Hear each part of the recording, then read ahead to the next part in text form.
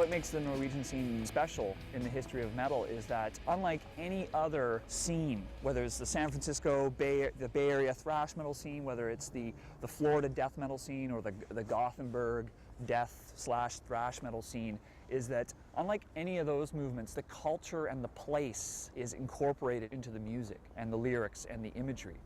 And that's totally unique in metal. Most metal is about rejecting your own culture, rejecting your own society, and it becomes just a celebration of, you know, individualism and rebellion. Yeah, I know.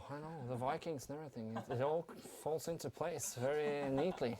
It's God's master plan. Is that really black metal? It's the chosen one. I don't like this piece in the puzzle, but damn, it fits. Black metal, Norway. Yeah, that's a nice sort of cheeky way of trying to brand your own thing, of course. But it, you know, it might work. I mean, if Santa Claus comes from Finland, why not say that black metal music comes from Norway? You know that the Eskimos have 22 words for snow, but Immortal has 23. One has, and with a certain justification, I guess, in the rest of the world, an idea of Norway as being extremely exotic. I mean, it's so cold, and it's mountainous, and the climate is so horrible, and it's nearly devoid of people.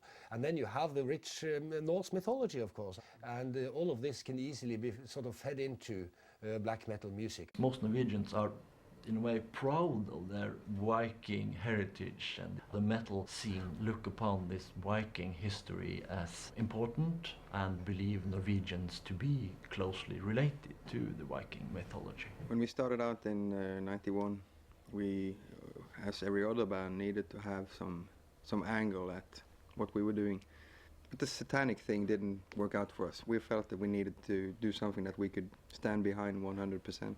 And we were trying to find this common ground, me and Grutle, and we found that common fascination for Northern mythology. The whole lyrical concept of Enslaved is kind of based upon not the Viking heritage, but more the Viking mythology.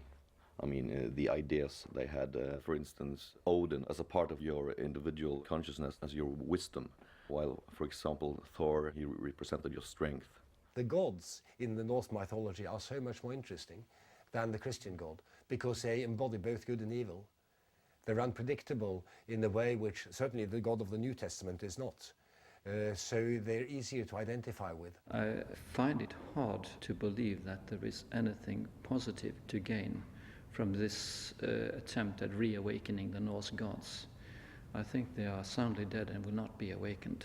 Obviously, at the time, 1200 years ago, they did nurture religious belief, that did nurture society in this country, but I think they are no longer capable of that. Christian influence has been strong on all parts of Norwegian social life, but very, very few actually attend church.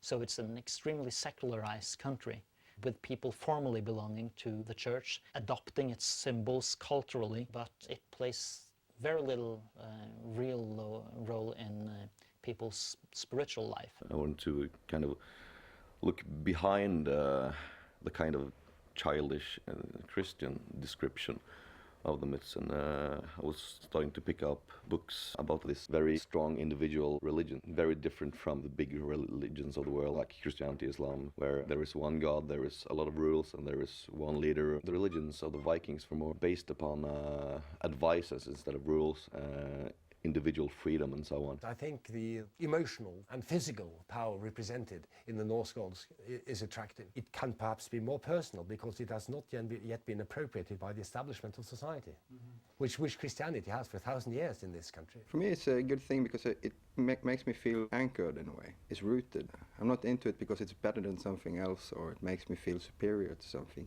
It just makes me feel connected to something. And especially when we've been singing in the always and stuff. That's given a very special sense of belonging to something.